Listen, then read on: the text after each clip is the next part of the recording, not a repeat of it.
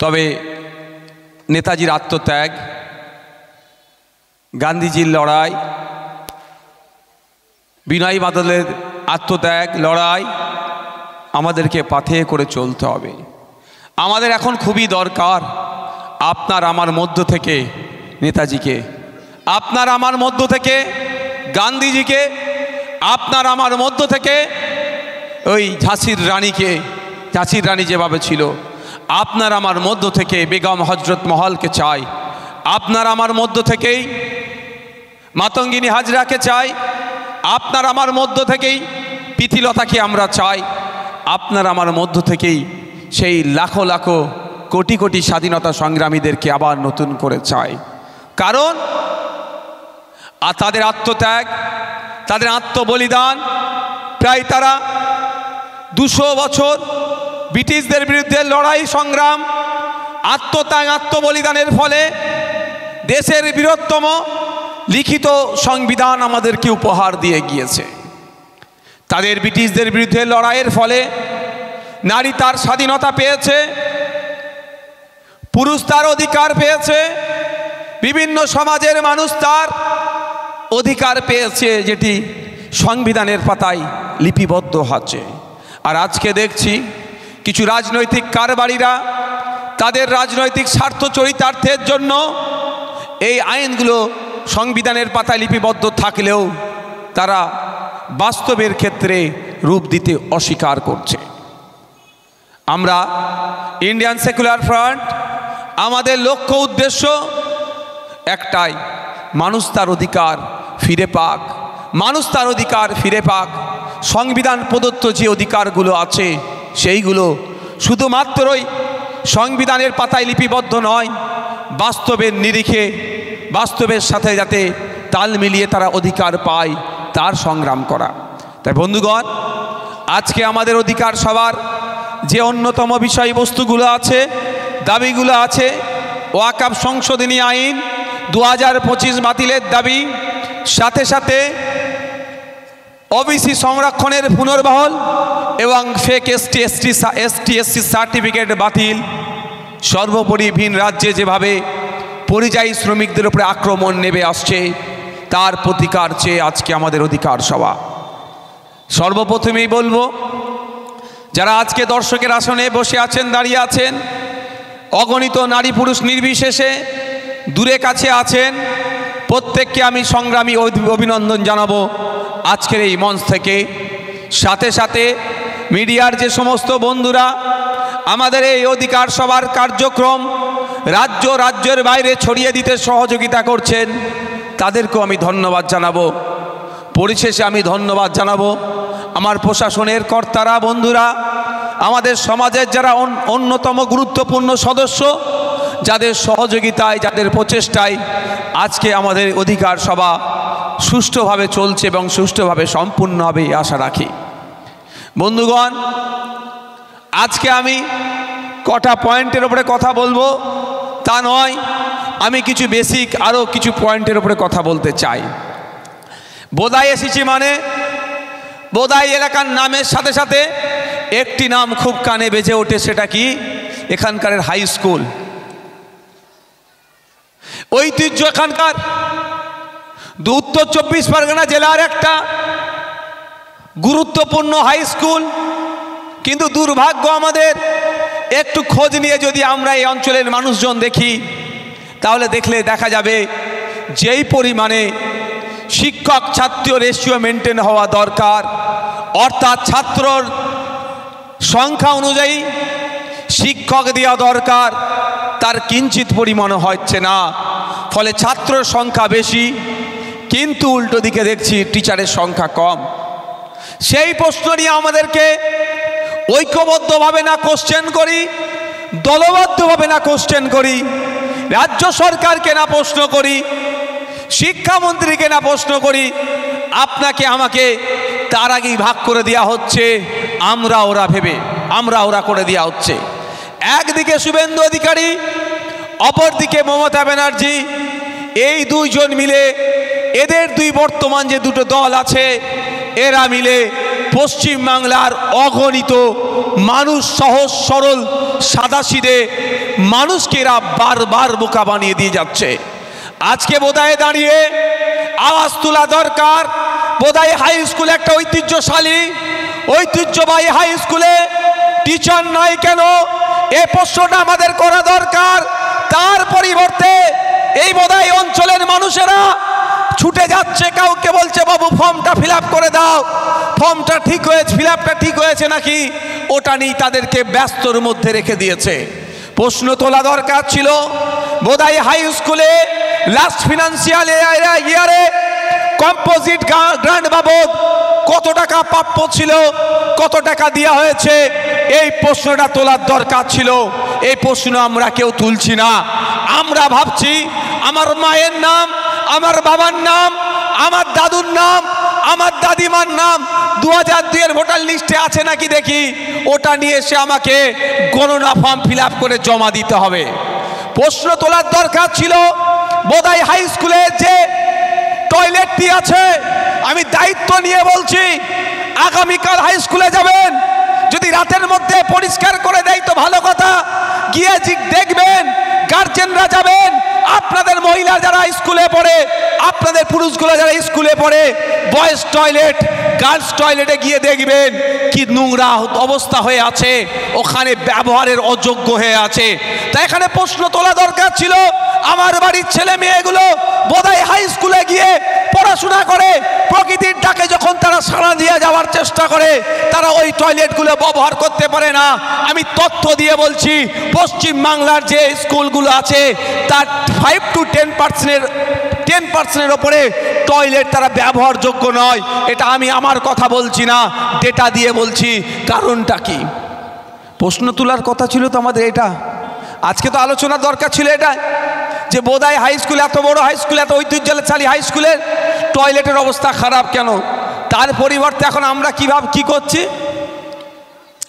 কি করছি গো, বিওলোকে কবে ফর্মটা ফিল আপ করে জমা দেব, তাই না? মানে সাবজেক্ট ছিল বোধায়ের উন্নয়ন, অবজেক্ট ছিল এটা। এখন আপনার সামনে সাবজেক্ট কোনটা দাঁড় করিয়েছে? আপনার গণনা ফর্ম। আর এই গণনা ফর্মকে সামনে রেখে মানুষকে হয়রানি করা হচ্ছে, মিথ্যাচার করা হচ্ছে। কিভাবে বিজেপি তৃণমূল মিলে সাধারণ মানুষকে পেশাই করছে তার আমি একটা তথ্য দিচ্ছি, আপনারা বুঝতে পারবেন। শুভেন্দু অধিকারী মহাশয় বলছেন পশ্চিমবঙ্গে নাকি 1.5 কোটি রোহিঙ্গা আছে, এসআইআর করে তাদেরকে তাড়িয়ে দেওয়া হবে। সত্যি যদি 1.5 কোটি অনুপ্রবেশকারী থাকে, অবৈধ অনুপ্রবেশকারী থাকে, তাদের বিরুদ্ধে দেশের যে আইন আছে আইন মোতাবেক ট্রিট করতে হবে, এটাতে কেউ দ্বিমত নয়। কিন্তু সত্যিকারের অর্থে কি পশ্চিমবাংলায় 1.5 কোটি রোহিঙ্গা আছে? এটা আমাদেরকে জানতে হবে। শুভেন্দু অধিকারী বর্তমানে যে দলে আছে, কেন বর্তমান বললাম আপনারা কি বুঝতে পেরেছেন? কখন কোথায় থাকে ওরাও জানে না, আর আমাদেরকেও বোকা বানিয়ে দেয়। আজকে যেখান রামে আছে কালকে সে চলে যাচ্ছে, ওই জন্যই বর্তমান দল বললাম। যাক, শুভেন্দু অধিকারী মহাশয়ের বর্তমান রাজনৈতিক দলের নাম হচ্ছে বিজেপি। বিজেপি কেন্দ্র সরকার চালাচ্ছে। কেন্দ্র সরকার সুপ্রিম কোর্টে একটা হলফনামা দিয়েছে একটা মামলাতে। কেন্দ্র সরকারকে প্রশ্ন করেছিল, জানতে চেয়েছিল সুপ্রিম কোর্ট ভারতবর্ষে কত রোহিঙ্গা আছে। যে প্রশ্ন করেছিল বা জানতে চেয়েছিল, এফিডেভিট দিয়ে, হলফনামা দিয়ে সুপ্রিম কোর্টকে ভারত সরকার জানাচ্ছে, অর্থাৎ অমিত শাহজি, নরেন্দ্র দামোদর দাস মোদিজিরা জানাচ্ছেন সারা ভারতবর্ষে 40,000-এর একটু বেশি রোহিঙ্গা আছে, মানে 41,000-ও নয়। যদি সারা ভারতবর্ষে 40,000-এর একটু বেশি রোহিঙ্গা থাকে, তাহলে পশ্চিমবাংলায় 1.5 কোটি রোহিঙ্গা কি করে থাকলো? কত বড় অসত্য কথা বলছে।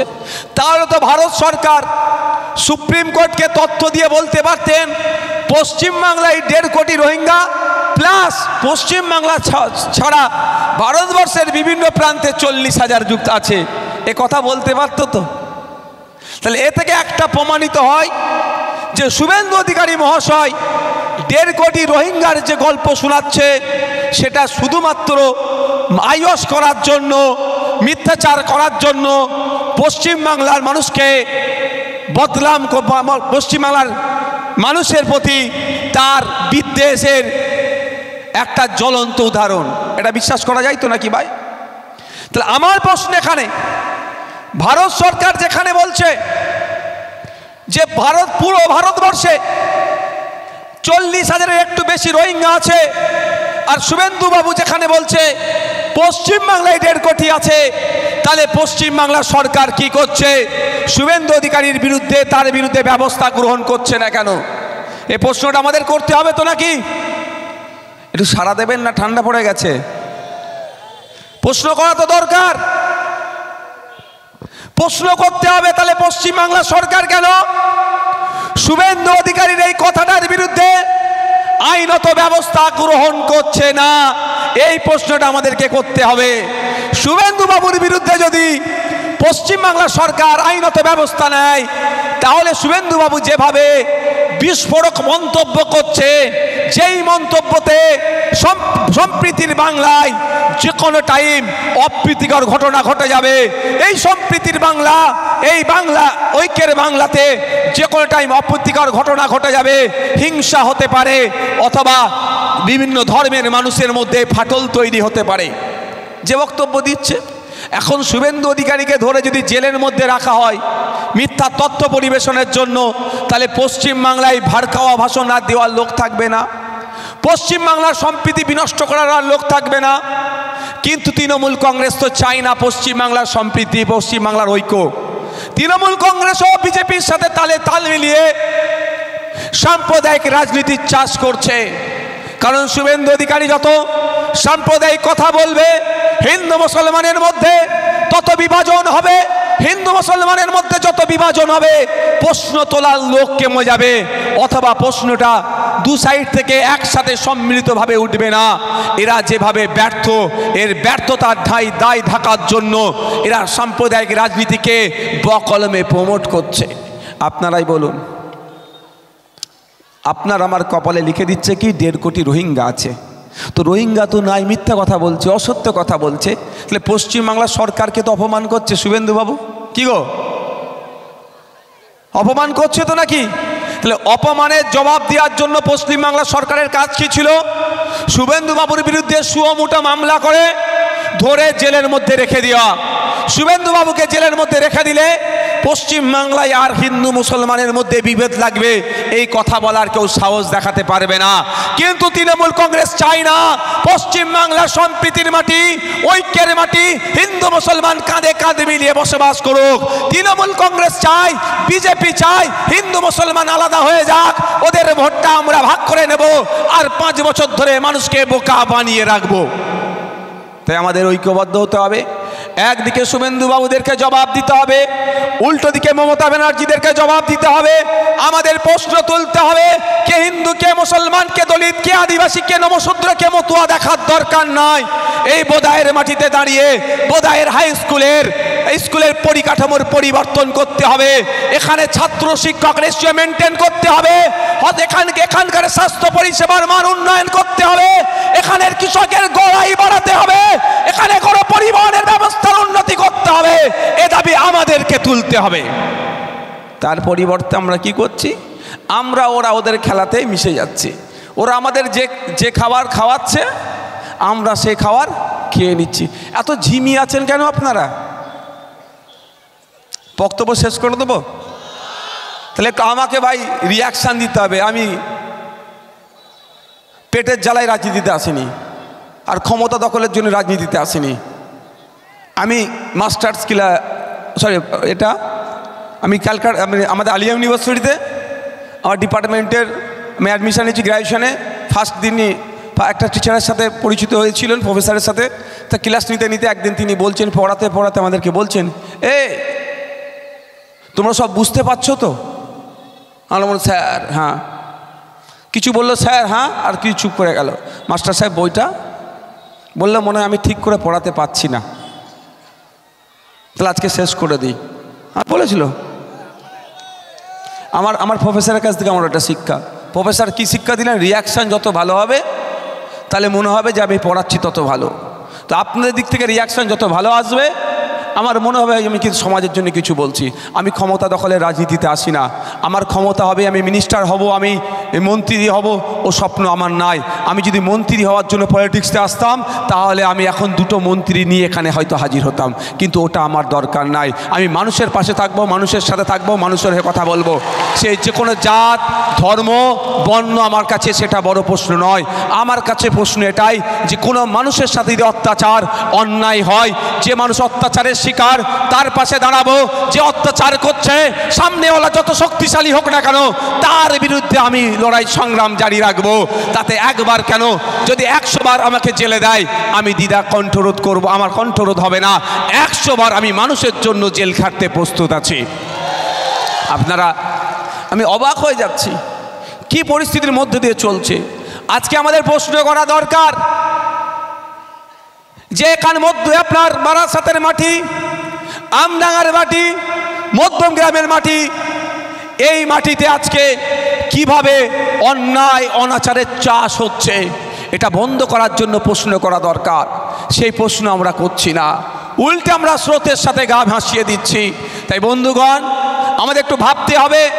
নির্বাচন আসলো, হই হই করলেন, কেউ বলছে বিজেপিকে আটকাতে হবে, কেউ বলছে তৃণমূলের হাত থেকে বাঁচতে হবে।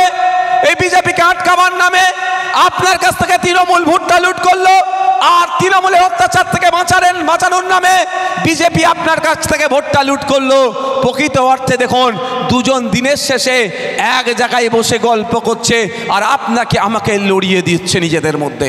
তাই আমাদের ভাবতে হবে 2021 সালে নির্বাচনের সময় একটা রাজনৈতিক দল মানে আওয়াজ তুললো ভোটটা অন্য জায়গায় দিও না, বিজেপি চলে আসবে।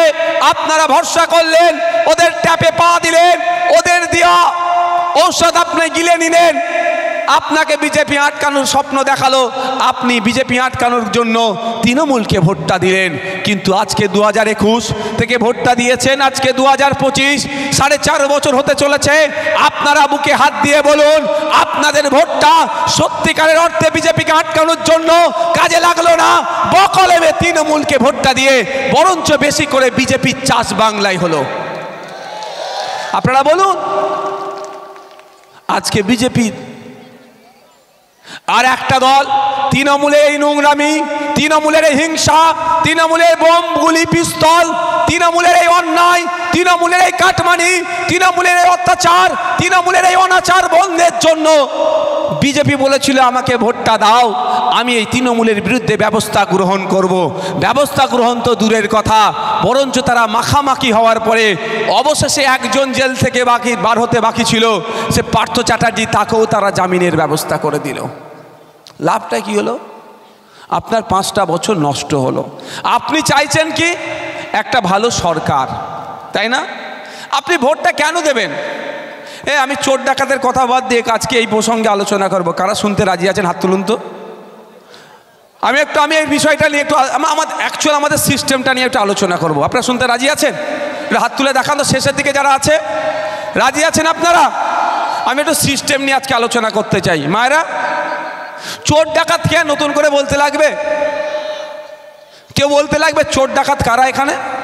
মানে রাজ্যে যারা দেশে আছে, একটা চোর একটা ডাকাত। ভোট চোর, ওটা ভোট ডাকাত। গত কয়েকদিন আগে বিহারে নির্বাচন হয়েছে। টোটাল বিহারে ভোটারের সংখ্যা কত জানেন? 7,42,00,000। আর কতজন ভোট দিয়েছে জানেন? 7,45,00,000। 3 লাখ শুধু ভোট বাড়েনি, ভোট বেড়েছে তো 3 লাখ। আর একটা তথ্য শুনলে আপনি হয়রান হয়ে যাবেন। কি বলুন তো? ভোট পুলিং হয়েছে 66.67%, 67ও নয়, 66.67%। আর কি দেখাচ্ছে? 110% ভোট হয়েছে। মানে 2,30,00,000 ভোট কোথা থেকে আসলো রে বাবা? মানে ওটা ডাকাত, ওটা হচ্ছে ভোটের ডাকাত, এটা ভোট চোর। এটা বলতে কোনটা? হ্যাঁ, অর্জুন সিং যখন কখন কোন দলে থাকে তাদের দলের কথা বলছি। মানে অর্জুন সিংকে যদি ভোট চোর বলে দুদিকে ওর গায়ে লাগবে। কেন বলেন তো? ও কখন কোথা থাকে উনি নিজেও জানে না। যাক, আজকে আমি একটু ওই চোর ডাকাতদের প্রশ্ন না গিয়ে আমি একটু সরকার নিয়ে আলোচনা করতে চাই, একটু শুনবেন। দেখুন সরকারটা আমি আজকে প্রশ্ন করছিলাম আপনাদেরকে, বলছিলাম যে বোদাই হাই স্কুলে টিচার নাই, কম্পোজিট গ্রান্ট নিয়মিত যেটা দেওয়ার কথা সেটা পাচ্ছে না। কম্পোজিট গ্রান্টগুলোকে নিয়ে কি হয়, স্কুলে আজকাল দেবেন কোশ্চেন ছাপাই, চক ডাস্টার হ্যান ত্যান যেগুলো আছে, ইলেকট্রিক বিল পর্যন্ত কম্পোজিট গ্রান্টগুলো থেকে দেওয়া হয়। তো নিয়মিত না আসার ফলে এইগুলো থেকে তারা ব্যাঘাত ঘটছে। এবার আমার প্রশ্ন, বোদাই হাই স্কুলের বাচ্চা যেগুলো পড়াশোনা করতে যায় তারা যে টয়লেটে যায়, টয়লেটের দুরবস্থা কেন? এর জন্য দোষী কে বলুন একটু? দোষী কে? হ্যাঁ আপনি, আমি টিএমসি নেকে পরে দোষ দেবো, এইখানে আপনার সাথে আমার ডিফারেন্স। দোষী কে? আপনি আমি দোষী, যারা ভোট দিয়ে তৃণমূলকে ওই শিক্ষামন্ত্রী বানিয়েছে, যারা তৃণমূলকে দিয়ে ভোট দিয়ে সরকার তৈরি করেছে, তারাই তো দোষী। আপনি চাইছেন বোদাই হাই স্কুলে শিক্ষক ছাত্র রেশিও মেনটেন করে শিক্ষক দেওয়া হোক, আপনি চাইছেন বোদাই হাই স্কুলের কম্পোজিট গ্রান্টগুলো নিয়মিত আসুক, আপনি চাইছেন বোদাই হাই স্কুলের যে বাচ্চাগুলো স্কুলে যায় টয়লেটটা যাতে পরিষ্কার থাকে, এক কথাই বোদাই হাই স্কুলের ঐতিহ্য ফিরে আসুক, পঠন পাঠনের ব্যবস্থা ঠিকঠাক গড়ে উঠুক, শুধু মিড ডে মিল খেয়ে বাড়ি আসুক এটা নয়, সাথে সাথে বাচ্চারা পড়াশোনা করুক, এটা আপনি আশা করছেন। কিন্তু দায়িত্ব কার হাতে তুলে দিচ্ছেন? তারা যারা চাইছে এই স্কুলটাকে বন্ধ করে বেসরকারিকরণ করবেন, তাদের হাতে যদি তুলে দেন দায়িত্ব, তো আপনি ভুল জায়গায় দিচ্ছেন। আপনি আশা করছেন কি ডাব খাবো, আর লাগাচ্ছেন কি আমড়া গাছ। আমড়া গাছ লাগিয়ে ডাব খাওয়ালে হবে? আশা করলে হবে? আপনি আশা করছেন আমডাঙ্গার ব্লক হসপিটালটাতে গিয়ে যাতে সঠিক ট্রিটমেন্ট পায়, আমডাঙ্গার ব্লক হসপিটালে গেলে নিয়মিত যাতে ডাক্তার আসে, ওখানে এক্সরে হয়, এক্সরে রিপোর্ট ওখান থেকেই পাবো, ওখান থেকেই ট্রিটমেন্ট পাবো, আমি ওখান থেকে ট্রিটমেন্ট নিয়ে সুস্থ হয়ে বাড়ি আসবো, এ আশা করছেন।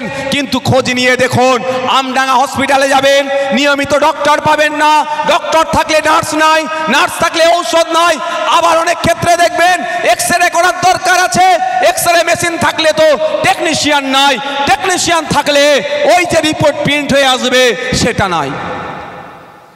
এটা কি সরকার? সরকারটার কাজ কি? সরকারকে আপনি তৈরি করেছেন, আপনার ভোটে সরকার তৈরি হয়েছে, কারণ আগামী 5 বছর আপনি কি করবেন? অসুস্থ হলে সুস্থ করে তুলবে সরকার, এই লক্ষ্য নিয়ে তাকে ভোট দিয়েছেন।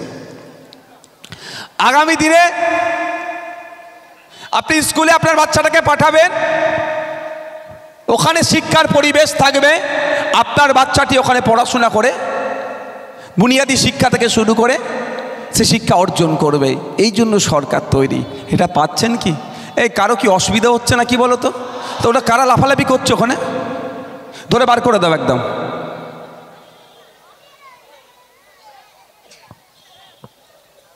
আমি কি বোঝাতে চাইছি আপনারা বুঝতে পারছেন? সরকারের কাজটা কি? কাটমানি খাওয়া? সরকারের কাজটা কি? সরকারের কাজ হচ্ছে আমার মাথায় ছাদ নয়, ছাদের ব্যবস্থা করা।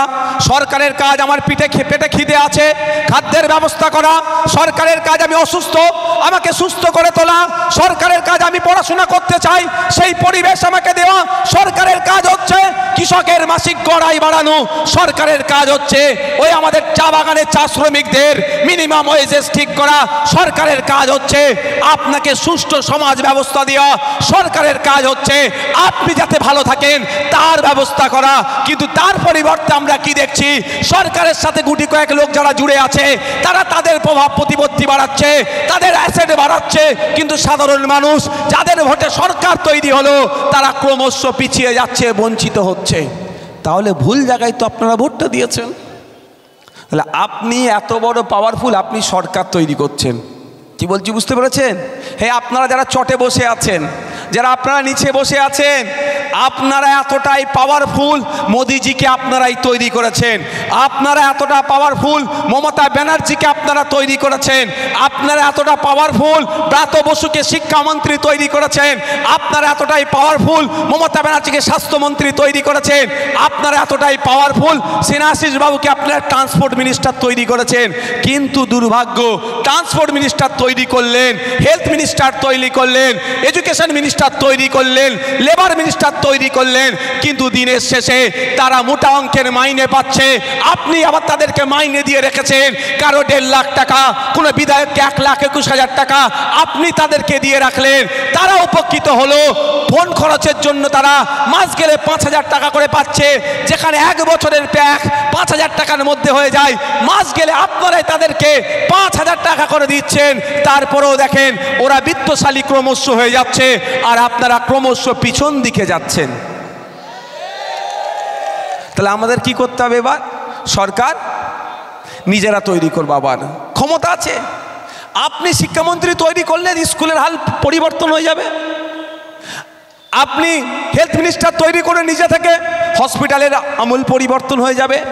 আপনি পরিবহন মন্ত্রী তৈরি করে নিজের থেকে গণপরিবহন সরকারি বাস ব্যবস্থা যেটা আছে, যেটা ভেঙে পড়েছে, সেটা পরিবর্তন হবে।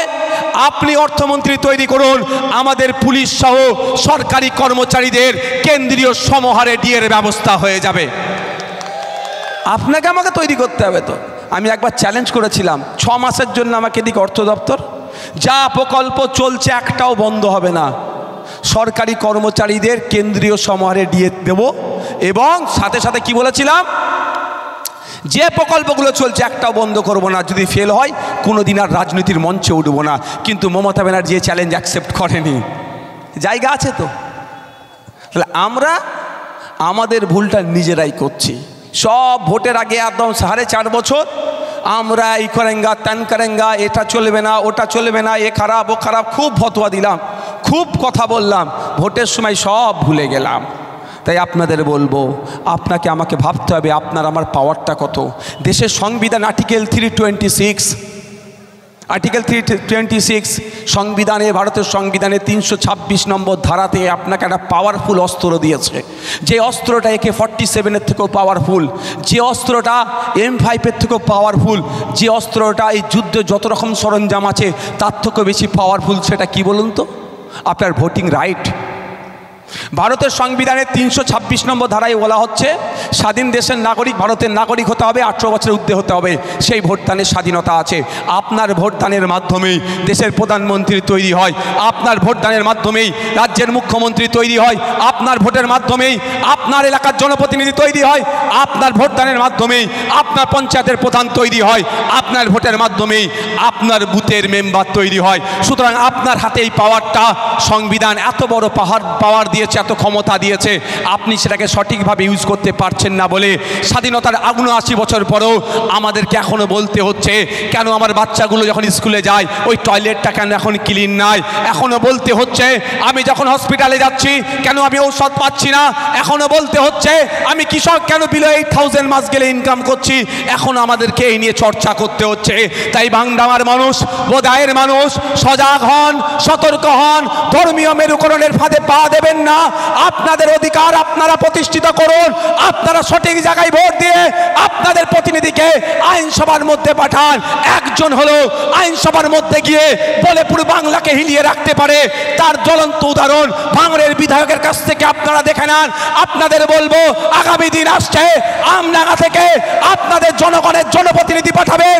আমডাঙ্গা থেকে বিধায়ক গিয়ে দেশের আইন, রাজ্যের আইনসভার মধ্যে গিয়ে আমডাঙ্গার মানুষের চাওয়া পাওয়ার কথা বলবে, আমডাঙ্গার মানুষের অভাব অভিযোগের কথা বলবে, আমডাঙ্গার মানুষের ভালো কি হবে তার কথা বলবে।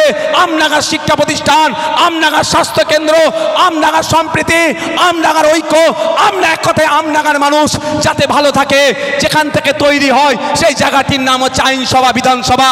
তাই আগামী 2026 আসছে, আমরা আমডাঙ্গা থেকে, আমাদের মধ্যে থেকে এমন একটি লোককে নির্বাচিত করে আইনসভায় পাঠাবো, যে আইনসভায় গিয়ে অন্য কিছু বলুক আর নাই বলুক, আমডাঙ্গার মানুষের ভালো থাকার কথা বলবে। করতে হবে তো নাকি? আর নালে কি হবে? আমি কারো ব্যক্তিগত আক্রমণ কোনোদিন করেছি দেখেছেন? এখানে এসে একটা কথা বলে যায়। আপনাদের বর্তমান বিধায়কের নাম কি? রফিকার রহমান সাহেব। না, আমি ওসবে যাচ্ছি না। আমি একটা বলি, উনি একটা স্ট্যান্ডিং কমিটির মেম্বার, আমিও সে স্ট্যান্ডিং কমিটির মেম্বার। আমরা একটা ভিজিটে গিয়েছিলাম, তাই তো নাকি? তো কিছু ছবি উঠেছিল, উনি ওনার ফেসবুক পেজে পোস্ট করেছে, আমি আমার ফেসবুক পেজে পোস্ট করেছি। আবার তারপরে বলছে AI দিয়ে না কি করেছে। তো আমি এই ধরনের অসত্য কথা বলি না ভাই। ওখানে বিজেপিরও বিধায়ক ছিল, তৃণমূলেরও ছিল, সংযুক্ত মোর্চারও বিধায়ক ওখানে ছিল। সরকারি একটা কমিটি গিয়েছে শিক্ষা প্রতিষ্ঠানের হাল দেখতে। আমি ওখানে গিয়ে না, আমি বাথরুমে চলে গিয়েছিলাম। ওরা গিয়েছে মাস্টার মশাই কে কী করছে, সে ভুল কাজ ওনারা কিছু করেনি। ওনারাও অন্য দেখছিল, মিড ডে মিল কেমন করে খাচ্ছে না খাচ্ছে সব দেখেছে। আর আমি এগুলো দেখার পরে বাথরুমে চলে গিয়েছিলাম, গিয়ে ভিডিও করে নিয়ে এসেছি, আমার মোবাইলে আছে। চাইলে আমি ফেসবুকে একবার পোস্ট করেছিলাম, চালিয়ে দিতে পারবো। কেন? আমাকে পাঠানো হয়েছে ওখানে কিসের জন্য? ওইগুলো দেখার জন্য। আমি ভালোগুলো তো আমার নজরে সব এমনি এসে যাবে, ভেসে ভেসে আসবে, তাই না? তো আমাকে খুঁজতে হবে কি? আমি তো বিরোধী, খারাপগুলো যত খুঁজবো, বিরোধীরা যত আওয়াজ তুলবে, খারাপগুলোকে ঠিক করার জন্য তৎপর হবে। এই আমাদের যে ডেমোক্রেসি, আমরা গর্ব করে বলি, আপনারাও বলবেন। কোনো বিদেশি নাগরিকের সাথে যদি কোনো সময় বিভিন্ন মাধ্যম দিয়ে আপনারা কথা বলেন, বা বিদেশি নাগরিক যখন দেশে আসে গর্ব করে আমার দেশের ডেমোক্রেসির কথা বলবেন, যে আমার দেশের এমন ডেমোক্রেসি। কিন্তু দুর্ভাগ্য, এটা ওদেরকে বলবেন না, আমি বলছি আপনাদের দুর্ভাগ্য, আমরা ডেমোক্রেসিকে ইউটিলাইজ করতে পারি না, এটা আমাদের দোষ। কিন্তু আমাদের ডেমোক্রেসি পাওয়ারফুল ডেমোক্রেসি। এই ডেমোক্রেসিতে দেশের প্রধানমন্ত্রীর ভোটের যতটা ক্ষমতা, এই সামনে যে চায়ের দোকানে যে চা বিক্রি করছেন ওই কাকা বা ওই চাচারও অতটাই ভোটের ক্ষমতা। এর থেকে বড় জিনিস আর কি নেবেন? এটা আমাদের দেশের ডেমোক্রেসি। আর একটা বলবেন কি, যে আমার দেশের ডেমোক্রেসিতে অপোজিশনকে আজকে কিন্তু কথা বলতে দিচ্ছে না। আপনাদের বলে যাই, যেখানকার ডেমোক্রেসিতে অপোজিশন যতটা শক্তিশালী থাকবে, ডেমোক্রেসি গণতন্ত্র ততটাই সুরক্ষিত থাকবে। কিন্তু নরেন্দ্র দামোদর দাসের পরিচালিত ভারত সরকার বিরোধীদেরকে পছন্দ করছে না। আর মমতা ব্যানার্জির পরিচালিত পশ্চিমবাংলা সরকার বিরোধী কণ্ঠকে রোধ করার জন্য নওশাদের নামে 20টা মামলা দিয়ে দিয়েছে। আচ্ছা, আমি কোনোদিন একটা ভাষা খারাপ করেছি বলতে পারবেন স্টেজ থেকে? করিনি, আমার করার প্রয়োজন নাই, কারণ আমি তো এখান থেকে করে কামিয়ে খেতে আসিনি। আমি বিরোধী বিধায়ক, আমি আয়না। বিরোধী মিন্স মিরর। বিরোধীদের কাজ আয়না। সরকার চলছে, এই চলার মধ্যে যে ভুলগুলো হচ্ছে দেখিয়ে দেওয়া। সরকারের কাজ কি? এই ভুলগুলোকে নোটিশ করে ঠিক করে নেওয়া। কিন্তু আমি যখন বলছি যে পশ্চিমবাংলা কৃষি প্রধান রাজ্য, এখানকার কৃষকরা কেন মাস গেলে 8,000-এর নিচে ইনকাম করে, আমি যখন তথ্য দিয়ে বলছি, হরিয়ানায় চলে যান, পাঞ্জাবে চলে যান, জম্মু কাশ্মীরে চলে যান, তামিলনাড়ু চলে যান, উত্তরপ্রদেশ চলে যান, ওখানকার কৃষকরা মাস গেলে 12, 14, 18, 22,000 টাকা ইনকাম করছে। তাহলে আমাদের পশ্চিমবাংলার কৃষকরা মাস গেলে কেন 8,000-এর নিচে ইনকাম করবে? এটা ভুল কথা বলছি আমি? এর উত্তর দিতে পারছে না। সর্বোপরি আমি প্রশ্ন করছি, মেঘালয় রাজ্যটা একটি ছোট্ট রাজ্য, মাত্র 313 বা 360 হেক্টর জমি আছে চাষযোগ্য। ওখানকার কৃষকরা মাস গেলে 30,000 টাকার বেশি ইনকাম করে। আর পশ্চিমবাংলায় প্রায় 88 লক্ষ হেক্টরের ওপরে কৃষি জমি থাকার পরও এখানকার কৃষকরা মাস গেলে কেন মাত্র 8,000 টাকার নিচে ইনকাম করবে? এর জবাব তো নওশাদ সিদ্দিকী চাইবে, মমতা ব্যানার্জিকেই দিতে হবে। যখন আমি প্রশ্ন করছি, মমতা ব্যানার্জিদের কাছে কোনো প্রশ্ন নাই, উত্তর নাই। কারণ আমরা দেখতে পাচ্ছি 2011 সালের আগে যে তৃণমূলের নেতাটা একটি ভাঙা সাইকেল নিয়ে ঘোরার সমর্থ ছিল, সে আজকে স্করপিও নিয়ে ঘুরছে, ওতে আমার রাগ নাই। কিন্তু 2011 সালের আগে আমার কৃষক ভাইটা যে জায়গায় ছিল তার অবস্থার পরিবর্তন কেন হলো না? এ প্রশ্ন আমি করব। এর উত্তর ওরা দিতে পারছে না। নওশাদকে ধরে জেলের মধ্যে রাখ। বুঝতে পারছেন কি বলছি? সমস্যাটা এখানে। বিরোধীদের কাজ কি? বিরোধীদের কাজ হচ্ছে সরকারকে তার ভুলটা দেখিয়ে দেওয়া বা সঠিক পরিকল্পনাটা তুলে ধরা। যাক, এই বিরোধী থাকাও ভালো। আমরা যে বিরোধী আসনে বসে আছি অনেক কষ্ট হচ্ছে, কিন্তু বিরোধিতা করাটা গণতান্ত্রিক প্রক্রিয়ায় করাটাও ভালো। আর একটা যেটা ডেমোক্রেসির কথা বলছি সেটা হচ্ছে, কারো কি অসুবিধা হচ্ছে নাকি শুনতে? আমি আজকে একটু অন্য ধরনের বক্তব্যটাই দিতে চাইছি। চোর ডাকাত কাকে ভোট দেবেন আপনার ব্যাপার, কিন্তু আগে জানতে হবে সিস্টেমটা কি, সিস্টেমটা জানতে হবে। এই যে আমরা পুলিশের ওপরে অনেক সময় অনেক গুসা করি, তাই না? গুসা করি তো, রাগ দেখাই তো, কিন্তু পুলিশকে চালাই কে বলুন? পুলিশ মন্ত্রী। পুলিশ মন্ত্রী কে তৈরি করেছে বলুন আপনারা? হ্যাঁ, আপনারা তৈরি করেছেন। আপনারা না ভোট দিলে পুলিশ মন্ত্রী হতো? তা আপনারা ভুল লোককে দিয়ে পুলিশ মন্ত্রী তৈরি করলেন ভোট দিয়ে, ভুল জায়গায়। আর পুলিশের কাছ থেকে ভালো আশা করবেন কি করে? পুলিশ ভালো কাজ করতে চাইলেও পুলিশ মন্ত্রী এদেরকে দিয়ে খারাপ কাজ করায়। এদের দোষ নেই আমি মনে করি। অল্প কিছু গুটি কয়েক আছে তাদের বিরুদ্ধে আমরা। তাহলে পুলিশ মন্ত্রী আগামী দিনে যদি আপনারা ভালো করেন, পুলিশের কাজ করবে। পুলিশ আমার শত্রু নয়, আমার সমাজের একটা গুরুত্বপূর্ণ তারা সদস্য, আমাদের সামাজিক তারা বন্ধু, তাদেরকে দিয়ে আমরা ভালো কাজ করব। কিন্তু আপনি তো পুলিশ মন্ত্রী বাজে লোককে করে ফেলেছেন, ভুল লোককে করেছেন, তাহলে পরিচালনা ভুলভাবে হবে। বন্ধুগণ, আমাদের দেশের ডেমোক্রেসির পাওয়ারটা কত জানেন? পাওয়ারফুল ডেমোক্রেসি জানেন? সারা পৃথিবীতে আপনি গুগলে সার্চ করুন, সারা পৃথিবী জুড়ে যত রাজনৈতিক দল আছে একদিকে করবেন, আর ইলেকশন কমিশন অফ ইন্ডিয়ার, ভারতের নির্বাচন কমিশনের ওয়েবসাইটে গিয়ে সার্চ করে দেখুন তাদের রাজনৈতিক দল ভারতে কত আছে দেখবেন। সারা পৃথিবী জড়ো করলে 2500 রাজনৈতিক দল পাবেন না। আমার এই মহান ভারতবর্ষে ডেমোক্রেসিটা এতটাই পাওয়ারফুল, ডেমোক্রেসিটা এতটাই ফ্লেক্সিবল, যেখানে 2500 রাজনৈতিক দল কন্টেস্ট করার মতো জায়গায় আছে, তার রেজিস্ট্রেশন পেয়েছে। এটা তো বড় জিনিস আমাদের জন্য। অর্থাৎ আপনি চাইলে রাজনৈতিক দল খুলতে পারেন, আপনি চাইলে প্রচার করতে পারেন, আপনি চাইলে ভোট চাইতে পারেন, এখানে কোনো আটকাবার কোনো প্রশ্ন নেই। এত ভালো ডেমোক্রেসিটাকে আমরা ঠিকঠাক প্র্যাকটিস করতে পারছি না, ইউটিলাইজ করতে পারছি না। তাই আপনাদের বলবো, প্র্যাকটিস আর ইউটিলাইজ যেটাই বলেন না কেন, যদি করতে চান ভালো লোকের হাতে দায়িত্ব দিন।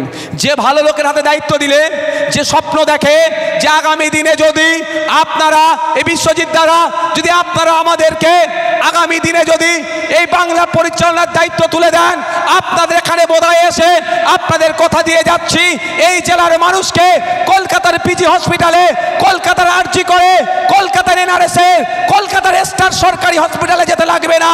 এই উত্তর 24 পরগনাতেই পিজি তৈরি হবে, এনআরএস তৈরি হবে, আরজিকর তৈরি হবে, কলকাতার স্টার হোটেল জেলাতে জেলাতে তৈরি হবে। দায়িত্ব নিয়ে বলতে পারি। এবার আপনারা দেখুন কি করবেন। কারণ হচ্ছে এবছরে হেলথ বাজেট কত জানেন? পশ্চিমবাংলা সরকারের কত বলেন তো? 25,000 কোটি টাকা। ক টাকা বললাম? হ্যাঁ, 25,000 কোটি টাকা। যদি 10 টাকার নোট দিয়ে দেওয়া হয়, মানে সারা জীবন লাগবে গণনা করতে। কি গো, 25,000 কোটি টাকা যদি 10 টাকার নোট দিয়ে বলে গোন তুই, ও সারা জীবন পার হয়ে যাবে না? তাহলে আপনি এত টাকা বাজেট, আর আপনি হসপিটালে গেলে ওষুধ পান? এই বলবেন ভাই, পেলে বলবেন। হসপিটালে গেলে নিয়মিত ডক্টর পান? তাহলে তার টাকাটা কোথায় যাচ্ছে? এই 25,000 কোটি টাকাটা কোথা থেকে আসলো? মমতা ব্যানার্জি ছাপিয়ে দিচ্ছে। আপনি আমি আবার এই 25,000 কোটি টাকাটা দিচ্ছি, যে সকালবেলা মাঠে গিয়ে বিকালে মাঠে আসে, মাথার ঘাম পায়ে ফেলে, কাজ করে, সেও কিন্তু এই 25,000 কোটি টাকায় তারও 25 পয়সা হলেও আছে। অর্থাৎ এটা ট্যাক্সের টাকা। মাথায় থাকবে তো নাকি? তাহলে আমাদের লাভটা কি হচ্ছে? তাহলে আমাদেরকে আগামী দিনে কি করতে হবে? শুধু পরিবর্তন করলে হবে না, কিচ্ছু লাভ হবে না শুধু পরিবর্তন করে। চোর তাড়িয়ে ডাকাত আনা হবে। জনগণের জনপ্রতিনিধি তৈরি করতে হবে। আর আপনাদের কথা দিয়ে যাচ্ছি, একটা কনসেপ্ট এখনো বাস্তবায়ন হয়নি। যদি আপনারা আমাদের সুযোগ দেন, দায়িত্ব নিয়ে আপনাদের বলে যাচ্ছি, রাইট টু রিকল বলে একটা কনসেপ্ট আছে, যদিও এরা এখানে প্রাধান্য দেয়নি। রাইট টু রিকলটা কি জানেন? আপনি তো একবার ভোট দিয়ে জিতিয়ে দিলেন, 4.5 বছর তাকে জ্বলতে হয় না অনেক ক্ষেত্রে? রাইট টু রিকল বলছে 50%-এর ওপরে যদি ভোটাররা চায় যে এই জনপ্রতিনিধিকে আমি আর পছন্দ করছি না, তাহলে তাকে সেখান থেকে পদত্যাগ করতে হবে, নতুন করে ভোট করতে হবে। এই সিস্টেমটা আমরা ফিরিয়ে নিয়ে আসবো। এই সিস্টেমটা আমরা আনবো। অসুবিধা হবে কারো? মানে আপনার একবার ভোট নিল, এই ওনার অর্জুন সিং তৃণমূলের হয়ে ভোট নিল, কিছুদিন পরে বিজেপিতে ঝাঁপ মেরে দিল। বা পার্থ ভৌমিক সাহেব তৃণমূলের হয়ে বিজেপির হয়ে ভোট নিল, কিছুদিন পরে অন্য দলে ঝাঁপ মেরে দিল, আপনার ভোটকে অসম্মান করা হচ্ছে একদিকে। তার জন্য আপনার সদস্যপদ বাতিলের মামলা হয়, সে মামলা আর কচ্ছপের গতি এক, কচ্ছপের দৌড়ানোর গতি আর ওই মামলার গতি এক, যদিও ওই বিষয়ে যাচ্ছি না। কিন্তু তার মধ্যে একটা কনসেপ্ট আছে, এটা বাস্তবায়ন করেনি। এই কনসেপ্টটা কেন বাস্তবায়ন করেনি বলুন তো? কারা করেনি? ফাঁকিবাজরা করেনি। আর আমরা মানুষের জন্য কাজ করতে এসেছি। যদি আপনারা আমাদেরকে সুযোগ দেন, আপনাদের কথা দিয়ে যাচ্ছি, পশ্চিমবাংলায় সংস্কার তো হবেই। সংস্কারের মধ্যে অন্যতম একটা সংস্কার থাকবে কি, আপনার পঞ্চায়েতের মেম্বার থেকে আপনার আইনসভার সদস্য পর্যন্ত যে আপনারা রাইট টু রিকলের সুযোগ পাবেন। আপনার পঞ্চায়েতের মেম্বার, আপনার সমিতির মেম্বার, আপনার জেলা পরিষদের মেম্বার, আপনার আইনসভার সদস্য আপনার ভোট নিয়েছে, আপনার সাথে দ্বিচারিতা করেছে, আপনাকে সময় দিচ্ছে না, আপনার অভিযোগ শুনছে না, আপনার সে ভোট নেওয়ার পরে আপনাদেরকে আর পাত্তা দিচ্ছে না, ভোটারদের পাশে থাকছে না। তখন যদি চায়, আর তার নির্বাচনী ক্ষেত্রের 50% ভোটার যদি চায় যে এই প্রতিনিধিকে আমরা চাই না, এই ব্যর্থ প্রতিনিধিকে আমরা চাই না, এর পরিবর্তে এখানে নতুন করে ভোট হয়ে আবার কাউকে আমরা প্রতিনিধি হিসাবে বেছে নেব, সেই জায়গাটাও আমরা আপনাদের সামনে তুলে দেব, যাকে রাইট টু রিকল বলা হয়। অসুবিধা হবে কারো? আমার তো অসুবিধা হবে না, কারণ আমাকে ভোটে জিতিয়েছে। আমি যদি না কাজ করতে পারি তাহলে আমি থাকা কি দরকার? কেন আইএসএফকে ভয় পাই জানেন? বলে সবার প্রোগ্রাম করতে দেবো, বিজেপি প্রোগ্রাম কোনো সমস্যা নেই, অমুক কোনো সমস্যা নেই, আইএসএফের না প্রোগ্রাম হয়। কেন? আইএসএফ বাঘ ভাল্লুক নাকি? বলে আইএসএফ ধর্ম না লাগিয়ে দেয়, ধর্ম দিয়ে রাজনীতি করে। আমি এখন আধ ঘন্টা বক্তব্য দিচ্ছি তো নাকি? হ্যাঁ, একটা ধর্মের কথা আমি বলেছি রাজনীতিতে মিশিয়ে দিচ্ছি, বলতে পারবেন? আমি কি বলেছি? সংবিধান, জনগণ, ডেমোক্রেসি, দেশ, সিস্টেম, এইটা নিয়ে চর্চা করছি। তো এই চর্চাতে ওদের সহ্য হয় না। কথাই আছে কি জানেন? অন্ধকার জগতের প্রাণী আলোকে পছন্দ করে না। বুঝতে পারছেন? তাই বন্ধুগণ, আমি আবার ফিরে আসি আমার বক্তব্যতে। তাহলে আমাদের কি হতে হবে? সজাগ সতর্ক থাকতে হবে, সিস্টেমকে পরিবর্তন করতে হবে। সিস্টেমকে পরিবর্তন না করতে পারলে কোনো লাভ হবে না। আপনি স্বপ্ন দেখছেন আপনি ধর্মীয় মুসলমান, 10টা মুসলমান বিধায়ককে পাঠাবো, আপনার লাভ হয়ে যাবে। এই তত্ত্বে অন্তত অন্য কেউ বিশ্বাস করুক আর নাই করুক, আমি বিশ্বাস করি না। কারণ পশ্চিমবাংলার বিধানসভাতে 43টি মুসলিম ধর্মীয় না তার ধর্মীয় পরিচয় হিসাবে 43টি বিধায়ক আছে, কারো মুখে শুনলাম না হিজাব নিয়ে সমস্যা হচ্ছে, এটা বন্ধ করতে হবে। ওবিসি নিয়ে মুসলমানরা যে দ্বিধাগ্রস্তের মধ্যে আছে, বৈষম্যের মধ্যে আছে, ওটাকে বন্ধ করতে হবে। কারো মুখে শুনলাম না রমজান মাস আসলে ফলের দাম কেন বেড়ে যাচ্ছে, এটা বন্ধ করতে হবে। সেখানে একমাত্র সংযুক্ত মোর্চার বিধায়ক নওশাদ সিদ্দিকী একমাত্রই প্রতিবাদ করছে। তা 43টা লাভ কী হবে? পশ্চিমবাংলার বিধানসভাতে 68টি এসসি কমিউনিটির, শিডিউল কাস্ট কমিউনিটির বিধায়ক আছে, আমি একবারের জন্য শুনলাম না তাদের মুখ থেকে বলতে যে ফেক এসসি সার্টিফিকেটগুলোকে বাতিল করতে হবে। যারা এসসি নয়, যারা দলিত নয়, যারা শিডিউল কাস্ট নয়, তারা এসসি সার্টিফিকেট তুলে প্রকৃত এসসিদেরকে বঞ্চনার শিকার হতে হচ্ছে। যারা ফেক এসসি তারা চাকরি করে নিচ্ছে, উচ্চশিক্ষায় সংরক্ষণে তারা সুবিধা নিয়ে নিচ্ছে, প্রকৃত এসসিরা বঞ্চিত হচ্ছে। পশ্চিমবাংলার বিধানসভায় 68 জন এসসি কমিউনিটির বিধায়ক থাকার পরেও কারো মুখ থেকে বলতে শুনলাম না, একমাত্র ভাঙড়ের বিধায়ক, সংযুক্ত মোর্চার বিধায়ক, খামচিহ্নের বিধায়কই বলেছে কথা, যেগুলো বন্ধ করতে হবে। তা লাভ কী হবে?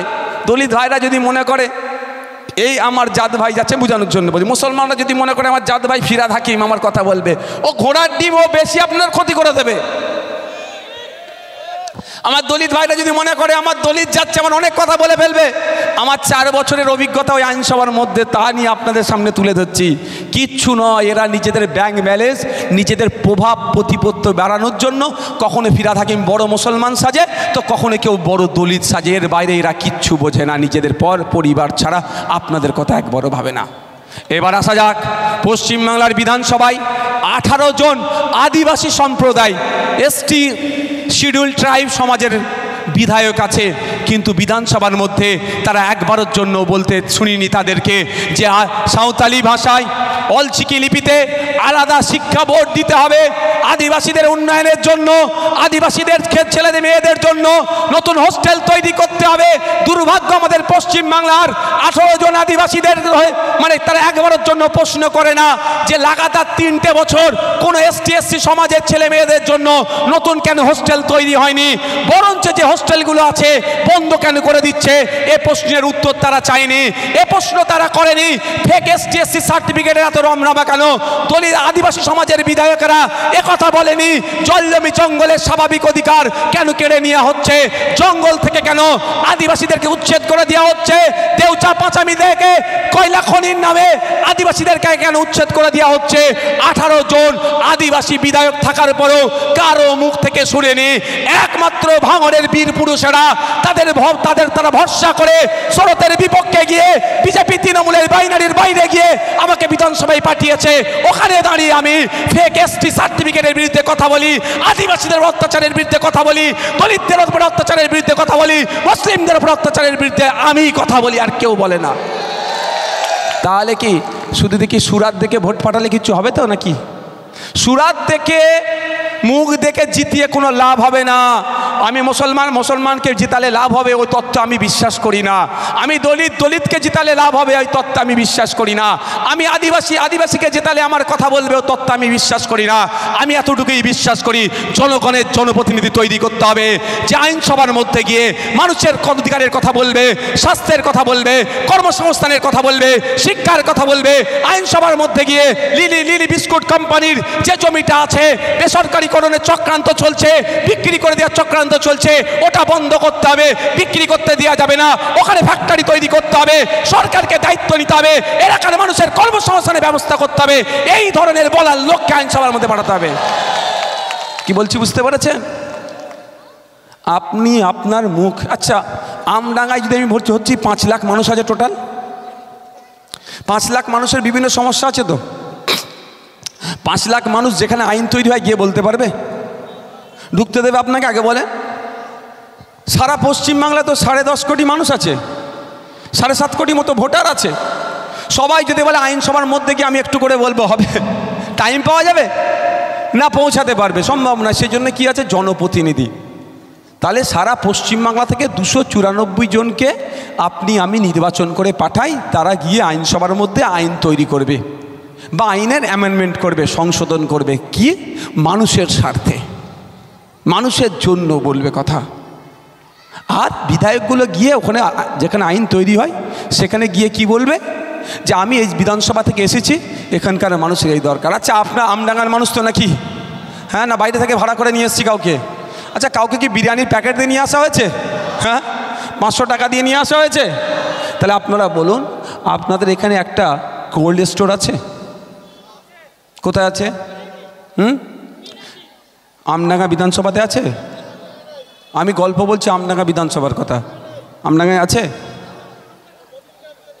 হ্যাঁ, আমি প্রশ্ন তো ওটাই করছি। মধ্যমগ্রাম বিধানসভাতে চাষবাসটা কম হয়, ওখানে কলকারখানা বা অন্য কাজের সাথে ওদের পেশা।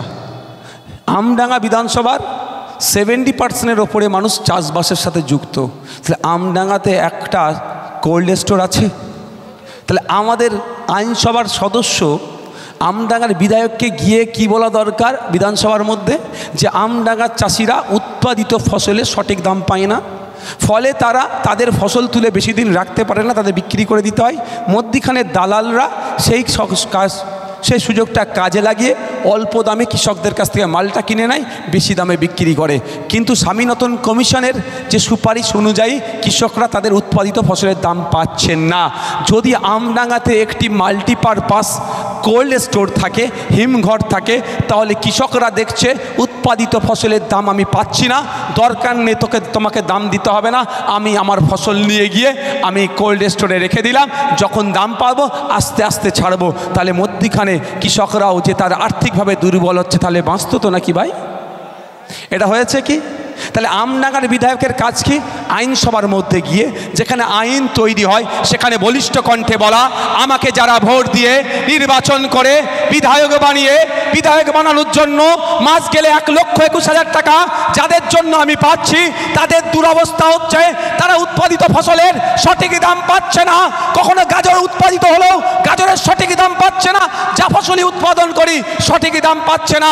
তাদের জন্য যাতে দাম পায়, স্বামীনাথন কমিশনের সুপারিশ অনুযায়ী যাতে দাম পায় তার ব্যবস্থা করতে হবে। সাথে সাথে আমডাঙ্গার কৃষকদের স্বার্থে, আমডাঙ্গার চাষিদের স্বার্থে আমডাঙ্গায় একটা মাল্টিপারপাস কোল্ড স্টোর তৈরি করতে হবে। এই দাবিটা তার করার ছিল না? দরকার ছিল তো। তা না করে বাইরে বেরিয়ে কি বলছে, নওশাদ সিদ্দিকীর সাথে কি AI এর ছবি দিয়ে দিয়েছে। নওশাদ সিদ্দিকীর অত খারাপ সময় আসেনি, অত খারাপ সময় আসেনি। AI এর ছবি বসিয়ে কারো কাছে জুড়ে দেব। নওশাদ সিদ্দিকী চাইলে এখান থেকে দিল্লি পর্যন্ত যার পাশে বসতে চাইব সেই আমাকে জায়গা দিয়ে দেবে আপনাদের আশীর্বাদে, দুয়াতে। কি গো, এটা ভরসা করো তো নাকি? এটা বিশ্বাস আছে তো? কিন্তু না, নওশাদ সিদ্দিকী আপনার পাড়ায় কানা খুঁড়া হাবা বুবা যা আছে সাধারণ মানুষের সাথে চায়ের দোকানে বসে আড্ডা মারবে, কিন্তু ওই দুর্নীতিগ্রস্ত নেতাদের পাশে বসে নিচে সম্মানকে ছোট করবে না। যাক, আমি আবার ফিরে আসি। এই কদিন আগে বিধানসভাতে আমি এগ্রিকালচারাল মার্কেটিং, হর্টিকালচার, এই একটা বড় 4-5টা ডিপার্টমেন্ট নিয়ে একটা স্ট্যান্ডিং কমিটি আছে। আমাকে ভাঙড়ের মানুষ ভোটে পাঠিয়েছে যেতে, তাহলে আমাকে ভাঙড়ের মানুষের কথা তো ভাবতে হবে। তো ওখানে গিয়ে এভিডেন্স ছিল, একটা আলোচনা ছিল, অফিসাররা এসেছে, সচিবরা এসেছে, আমরা বিধায়করা ছিলাম, আমি ওই কমিটির একজন সদস্য। আমি প্রশ্ন করার যখন সময় আসলো, আমি প্রথম কোশ্চেন করলাম, ভাঙড়ে একটি হিমঘর হওয়ার কথা ছিল, ওটা কবে চালু হবে, মানুষ কবে, কৃষকরা কবে পরিষেবা পাবে ওখান থেকে, তার ডেটটা বলুন। এটাই হচ্ছে একজন আইনসভার সদস্য ভাঙড়ের বিধায়ক হিসাবে যেখানে যে প্রশ্ন করার দরকার সেটা করেছি আমি। তার পরিবর্তন যদি শুধু চা খেয়ে একটুখানি খাবার টিফিন দিত নিয়ে পালিয়ে আসতাম, তাহলে কি বিধায়ক হিসাবে আমাকে তারা পাঠিয়েছে, তারা উপকৃত হতো না অপকৃত হবে? আমাকে তারা পাঠিয়েছে তাদের দুর্দশার কথা বলার জন্য, আমি গিয়ে বললাম। দ্বিতীয়, আমি একটা কথা বলেছি, আপনাদের জেনে রাখুন, ভাবতে হবে আপনাদেরকে, সিস্টেমটাকে কেন পরিবর্তন করতে হবে সেটা আপনাদের বলছি। আপনারা শুনলে অবাক হবেন, পশ্চিমবাংলায় 585টি মতো হিমঘর আছে, একটাও সরকারি হিমঘর নেই, জানেন কি বলছি? বুঝতে পেরেছেন? একটাও সরকারি হিমঘর নাই। আর আমি প্রশ্ন করেছিলাম গত কয়েকদিন আগে, ওখানে সচিব ছিল, মানে সেক্রেটারি, যিনি ডিপার্টমেন্টাল সেক্রেটারি তিনি ছিলেন, তাকে প্রশ্ন করলাম পশ্চিমবাংলার সরকার কবে সরকারের উদ্যোগে হিমঘর তৈরি করবে তার তারিখটা বলুন। এই তথ্য ওখানে রেকর্ড আছে। তিনি বলছেন যে সরকারে ভাবে হিমঘর হয় না। আমি তখন তাদেরকে বলেছিলাম, পশ্চিমবঙ্গ হচ্ছে কৃষি প্রধান রাজ্য, সরাসরি 50% মানুষ কৃষিকাজের সাথে যুক্ত, প্রত্যক্ষ পরোক্ষভাবে প্রায় 70% মানুষ এই কৃষিকাজের সাথে যুক্ত। তাহলে এখানে কেন সরকারের উদ্যোগে হিমঘর হবে না? নতুন পলিসি নিয়ে আসতে হবে, কৃষকদের জন্য কৃষিকাজের পলিসি চেঞ্জ করতে হবে, এদের জন্য সরকারের উদ্যোগে আপনার হিমঘর তৈরি করতে হবে। এটা আপনি নোট করুন। এটাই তো ডিফারেন্স। আইন হয়ে এসেছে তো কি আইনকে বন্ধ করো, নতুন আইন তৈরি করতে হবে। আমি কৃষক, আমি প্রাণে বাঁচলে তো আইন। এই আইনটা কার জন্য? মানুষের জন্য তো। আইনটা কাদের জন্য? আমাদের জন্য। আমি যদি না প্রাণে বাঁচি, আইন রেখে লাভ কী হবে? পাওয়ার চেঞ্জ করো। তো এই সিস্টেম চেঞ্জ করতে হবে। তো আপনারাই সিস্টেমটা চেঞ্জ করতে পারবেন। আমি যতই গলা ফাটাই না কেন, কিচ্ছু লাভ হবে না। কটা বাজে? হ্যাঁ, ওরে বাবা, অনেক বকে ফেললাম। 6:46 বেজে গেছে। আমি আর 5-7 মিনিট টাইম নেবো। অসুবিধা আছে কারো? না না ভাই, আজকে কলকাতাতে একটা দল প্রোটেস্ট করছে। কারা জানেন? SLST, SSC, যারা স্টেট লেভেল সিলেকশন, SLST মনে পড়ছে না এখন।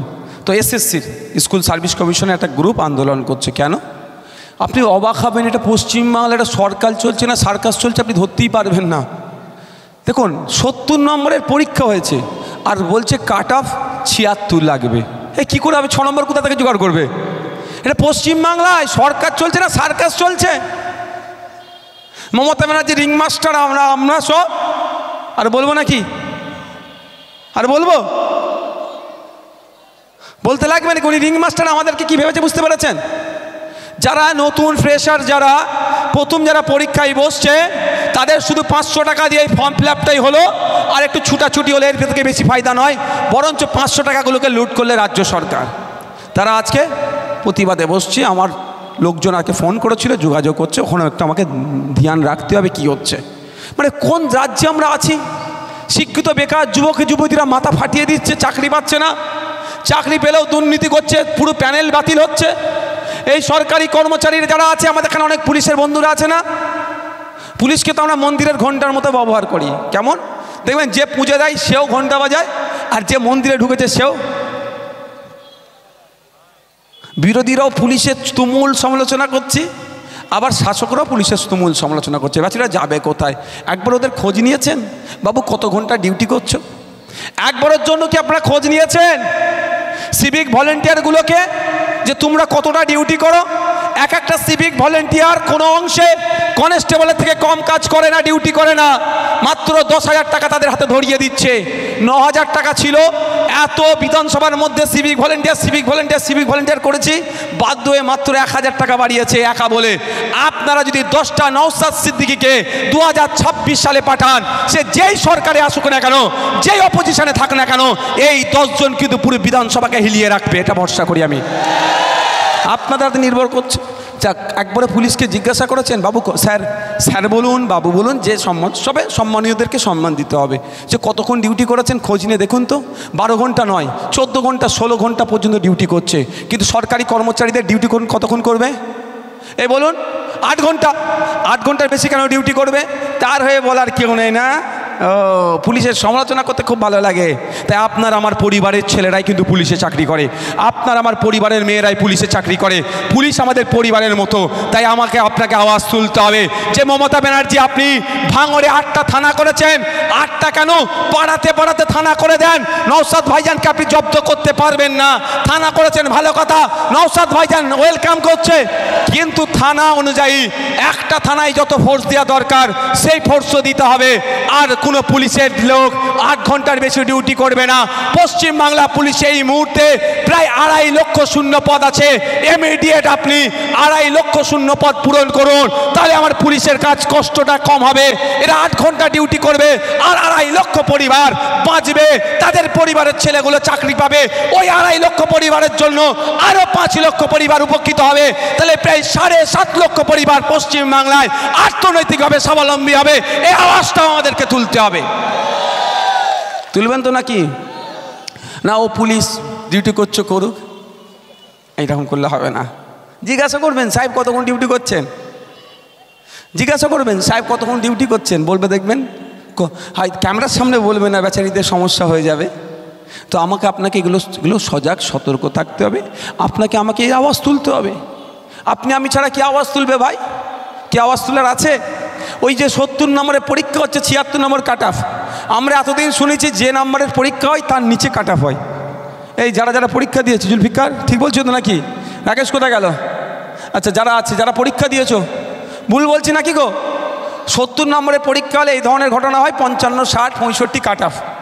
অর্থাৎ 70-এর মধ্যে যারা 65 পাবে তারা ইন্টারভিউয়ে ডাক পাবে। এটা কাট অফ মানে এত মধ্যে পেলেই তারা ইন্টারভিউ পরের স্টেজে তারা যেতে পারবে। আর এই আমাদের রাজ্যে মমতা ব্যানার্জির আমলে সরকার নয় সার্কাস চালাচ্ছে এরা কি করছে? 70 নম্বরের পরীক্ষা হয়েছে আর বলছে যারা 76 পাবে তারা ইন্টারভিউ ডাক পাবে।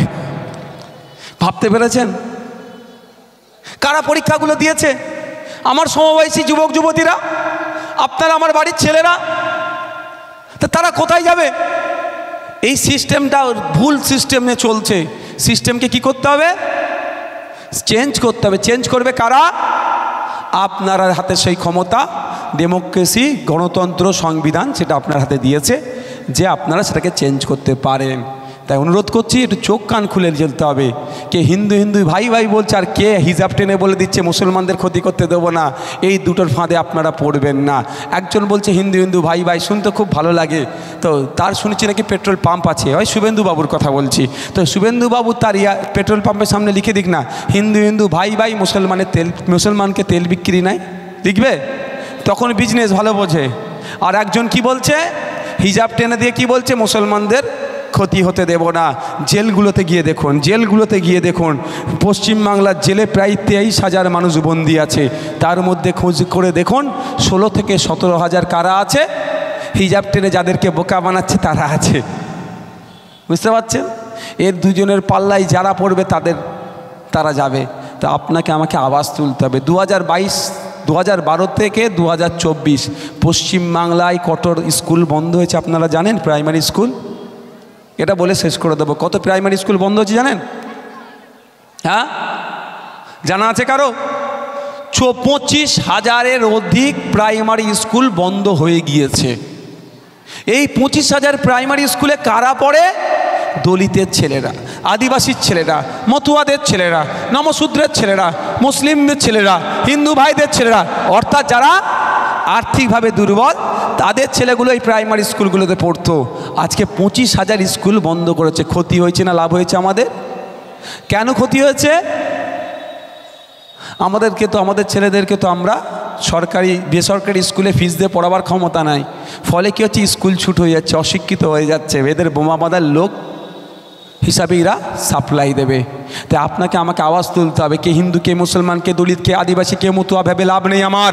যার ধর্মীয় বিশ্বাসের জায়গায় থাকবে, মন্দিরে থাকবে, মসজিদে থাকবে, ধর্মস্থানে থাকবে, যার বিশ্বাস সে সেখানেই রাখবে। দিনের শেষে আমরা পশ্চিমবাংলার নাগরিক, আমরা শ্রেণী সংগ্রামের কথা বলি, আমরা পশ্চিমবাংলার মানুষ, দিন আনে দিন খাই। আমার ছেলেটি সরকারি স্কুলে গিয়ে কিভাবে শিক্ষা পাবে তার আওয়াজ আমাদের তুলতে হবে। অন্যথায় দেখবেন এখানে যে প্রাইমারি স্কুল আছে, এই স্কুলটি বন্ধ হয়ে গেলে জেসিপি দিয়ে স্কুলটা তুলে মমতা ব্যানার্জি তার বাড়ির সামনে নিয়ে গিয়ে বসাবে না, এখানে স্কুলই থাকবে। কিছুদিন বন্ধ হওয়ার পরে মমতা ব্যানার্জি বলবে আপনাদেরকে, স্কুল যখন বন্ধ হয়েছে তাহলে এটাকে তো এরকম ফেলে রাখা লাভ নেই, কী করতে হবে? প্রাইভেট সংস্থার হাতে দিয়ে দেবে। তারা একটু ভালো রং চং করে দিয়ে আপনার ছেলেকেই যখন অ্যাডমিশন নেবে, মাসে 2,000 টাকা দাও, তারপরে আপনার ছেলে পড়তে পাবে। তখন কী হবে? আর এখন 250 টাকা দিলে আপনার ছেলে 1 বছর পড়তে পারছে। পারবেন তো মাসে 2,000 টাকা দিয়ে আপনার ছেলেকে পড়াতে? দুটো ছেলে, আমি দুটোই ধরছি, দুটো ছেলে বাচ্চা, 4,000 টাকা চলে গেল। আপনি কৃষক, মাস গেলে 8,000 টাকার নিচে ইনকাম করেন। আমি তথ্য দিয়ে বলছি আপনাদের, মাস গেলে আপনারা 8,000 টাকার নিচে ইনকাম করেন, বিলো 8,000 আপনি ইনকাম করেন। তো আপনারা কি করলেন? দুটো ছেলেকে 4,000 টাকা দিয়ে করবেন, তাহলে নিজে খাবেন কোথায়? হ্যানকান সঞ্চয় করে রাখবেন কোথায়? আর কি বলে ঔষধ খরচ কী করবেন? আর পুজো পার্বণে কাপড় চোপড় কিনবেন কি করে?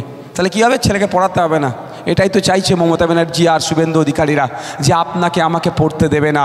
আপনার আমার বাড়ির ছেলেরা যদি পড়াশোনা করে নেয়, তাহলে অভিষেক ব্যানার্জির হয়ে কে মারপিট করবে?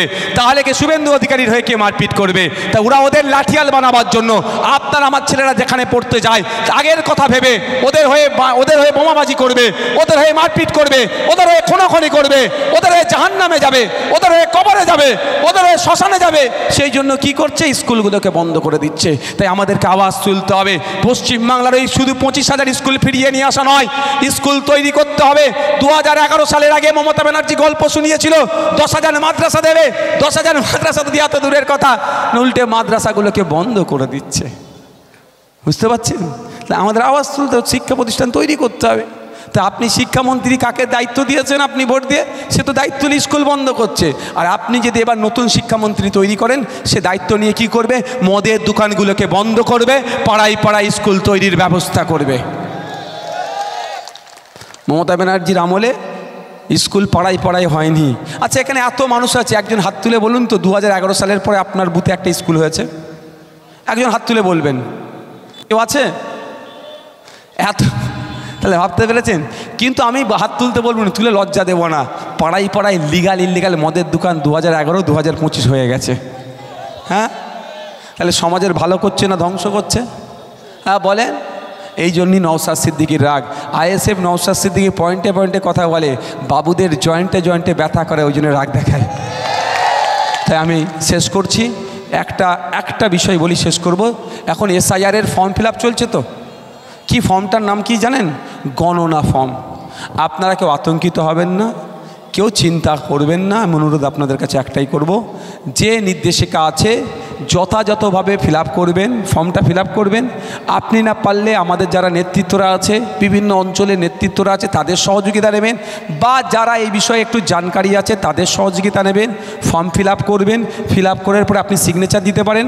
বাম হাতের বাম আঙুলের বৃদ্ধাঙ্গুলের আপনি ছাপ স্টাম্প বা ছাপ দিতে পারেন, দিয়ে ফর্মটা রেডি করে রাখবেন।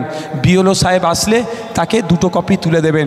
2 ফর্ম দিয়েছে, 2 কপি তুলে দিয়ে একটাতে উনি সিগনেচার স্টাম্প আর তারিখ দিয়েবে, আপনি নিয়ে রেখে দেবেন। আপনার আর কাজ নেই, বাকি কাজ আইএসএফ খামচিহ্ন বুঝে নেবে, আপনাদেরকে আর কাউকে টেনশন নিতে হবে না। আমি বলে যাচ্ছি আপনাদের বড় ভাইজানের নাম কি গো? আর 2 মিনিট টাইম নেবো। কি নাম? খুব বেশি হলে 2 মিনিট টাইম নেবো। কি নাম একটু জোরে বলেন, আমাকে শুনতে একটু ভালো লাগে, একটু জোরে বলেন।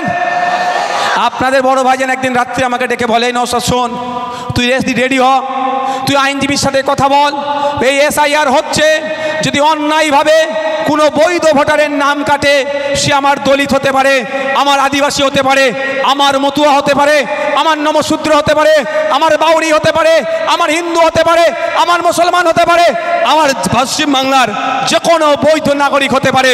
যদি একজন ভোটারের নাম অবৈধ পন্থা অবলম্বন করে বৈধ ভোটারের নাম কাটে, তার পাশে কেউ দাঁড়াক আর নাই দাঁড়াক, তুই সুপ্রিম কোর্টে গিয়ে মামলা করবি। বলে যাচ্ছে আপনাদের, কেউ আতঙ্কিত হবেন না। বোদাইয়ের মানুষ, আমডাঙ্গার মানুষ, ঠাকুরবাড়ির মানুষ, ফুরপুরা শরীফের মানুষ, ভাঙড়ের মানুষ, যে প্রান্তে আমি যাচ্ছি সে প্রান্তে গিয়ে বলছি, আপনারা আতঙ্কিত হবেন না। 7 তারিখে খসড়া লিস্ট বার হবে। যদি সব ঠিক থাকে তো ভালো কথা, যদি মনে হয় আপনার সাথে ইনজাস্টিস হয়েছে, আপনার সাথে অন্যায় হয়েছে, আপনার হাতে রিসিপ্ট কপি আছে, সেই রিসিপ্ট কপিটা নিয়ে সরাসরি আমাদের সাথে যোগাযোগ করুন। আমাদের সাথে যোগাযোগ না করতে পারলে আমাদের প্রতিনিধি আছে, প্রতিনিধির মাধ্যমে আমাদের সাথে যোগাযোগ করুন। আপনার হয়ে জবাব দিতে আপনি একা যাবেন না, খামচিহ্ন আপনার হয়ে জবাব দিতে যাবে এবং আপনার হয়ে জবাবটা বুঝে নেবে। সর্বোপরি বলি, আপনার বোদাই গ্রামে অঞ্চলে ধরুন একটা বৈধ ভোটারের নাম কাটা গেছে সারা পশ্চিমবাংলার মধ্যে, এটা আপনাদের কথা দিয়ে যাচ্ছি। তার পাশে পশ্চিমবাংলার কোনো মানুষ দাঁড়াক আর নাই দাঁড়াক, খামচিহ্ন তার পাশে দাঁড়াবে। এই নওশাদ সিদ্দিকী তার পাশে দাঁড়াবে, তার হয়ে আইনি লড়াই করবে।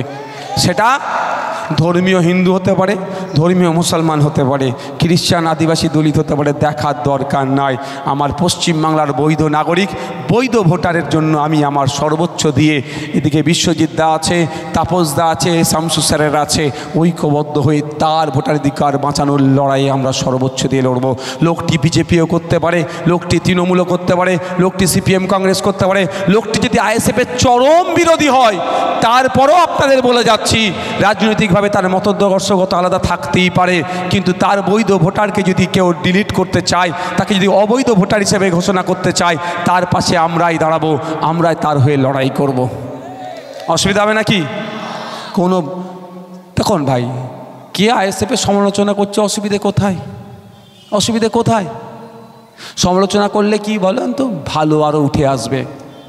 আমার প্রফেসর ক্রিটিসিজমের ওপরে PhD করেছিলেন আলিয়া ইউনিভার্সিটির। তিনি আমাদের শিক্ষা দিয়েছেন যে সমালোচনা খারাপ জিনিস নয়, তবে হ্যাঁ, সমালোচনা করতে গেলে সেই বিষয়ে জ্ঞান রাখতে হবে, সেই বিষয়ে আগে জ্ঞান অর্জন করো, তারপরে সমালোচনা করো। যদি কেউ আইএসএফের সমালোচনা করে, অসুবিধে কোথায়? কিন্তু সে আজকে বিপদে পড়েছে, তার পাশে আপনাকে দাঁড়াতে হবে। কারণ আমাদের স্লোগান কি? ক্ষমতা দখল নয়, সমাজ ব্যবস্থায় পরিবর্তনই আমাদের মূল লক্ষ্য। এই সমাজের কোনো একটা ভোটার যদি আজকে আতঙ্কিত হয়ে যায়, আপনার সমালোচনা করেছে বলে তাকে আপনি এড়িয়ে যেতে পারবেন না, অবজ্ঞা করতে পারবেন না। আইএসএফ আপনাদের নির্দেশনা দিচ্ছে, চেয়ারম্যান আপনাদের নির্দেশনা দিচ্ছে, তার পাশে দাঁড়ান, তার পার্টিকুলার্স নেন। তিনি যে রিসিভ করে, তার কাছে যে রিসিভ কপিটা আছে সেটা কালেক্ট করে আমাদের কাছে পাঠান, আমাদের এক্সপার্ট দিয়ে তার সমস্যাকে সমাধান করার আমরা সর্বোচ্চ চেষ্টা করব। যদি এখানে সমাধান না হয়, তার একার জন্য প্রয়োজনে হলে দিল্লিগামী ফ্লাইট ধরবে, দিল্লিগামী ফ্লাইট ধরে সুপ্রিম কোর্টে গিয়ে ওই ভোটাধিকার বাঁচানোর লড়াই করবে। মমতা ব্যানার্জির মতো দিল্লিগামী ফ্লাইট ধরে ভাইপোকে বাঁচানোর জন্য বিজেপির সাথে সেটিং করতে যাবে না। আমার পাড়ার ভাইপোর যদি, কোনো কাকার যদি ভোটাধিকার কাটতে চায়, কোনো রাম কাকা হোক আর রহিম চাচা হোক, অঙ্কিত হোক আর আনোয়ার হোক, ফতেমা মা হোক আর সীতা মা হোক, কারো ভোট যদি কেউ বাতিল করার চেষ্টা করে, তার জন্য আইএসএফ দিল্লি যাবে, সুপ্রিম কোর্টে মামলা করবে, কারোর সাথে ম্যানেজ করতে দিল্লি যাবে না। মাথায় থাকবে। সকলে ভালো থাকবেন, সুস্থ থাকবেন। আজকের এই প্রোগ্রাম এখানেই সমাপ্ত হলো। পঞ্চায়েত থেকে তৃণমূলের জেতা মেম্বাররা জয়েন করবে। আচ্ছা, এখানে প্রোগ্রাম শেষ হলো। একটা বিশ্ববিদ্যালয় একটা ঘোষণা দেবে, আপনারা শুনুন। প্রচুর তৃণমূলের নেতারা জয়েনিং করতে চাইছে।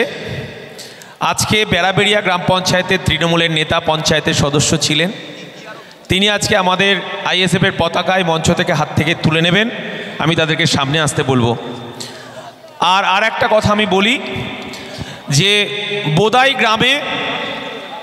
বোদাই গ্রাম পঞ্চায়েতে বারুদ ঢুকছে, পুলিশের কাছে ইনফরমেশান আছে, আমাদেরকে বলেছে।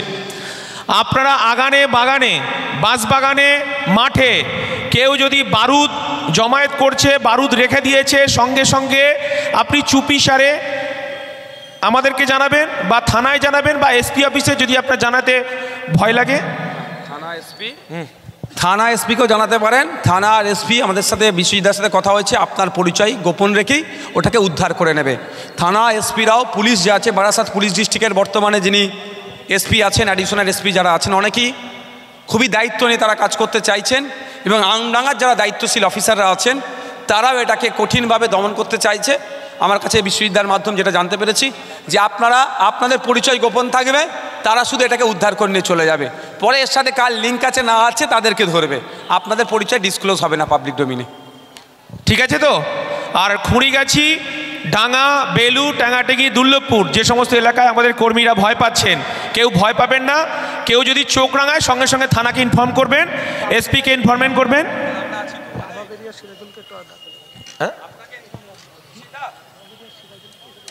হ্যাঁ, তারাবেরিয়া সিরাজুল আমাকেও ইনফর্ম করবেন, ঠিক আছে? আপনারা কোনো টেনশন করবেন না, লড়াই বুঝে নিতে হবে। আচ্ছা, যারা জয়েনিং করবেন, সিরাজুল তাবাবেরিয়া এসছে, আর কে আছে? আর হামিদ এসছো? ঠিক আছে। এই জরিফুল, ইনকলাব জিন্দাবাদ, আইএসএফ জিন্দাবাদ, ইন্ডিয়ান সেকুলার ফ্রন্ট জিন্দাবাদ, ইনকলাব জিন্দাবাদ, আইএসএফ জিন্দাবাদ, আইএসএফ জিন্দাবাদ, বিশ্বজিৎ মাইতি জিন্দাবাদ, নওশাদ সিদ্দিকী জিন্দাবাদ, ইনকলাব জিন্দাবাদ, আইএসএফ জিন্দাবাদ, ইন্ডিয়ান সেকুলার ফ্রন্ট জিন্দাবাদ।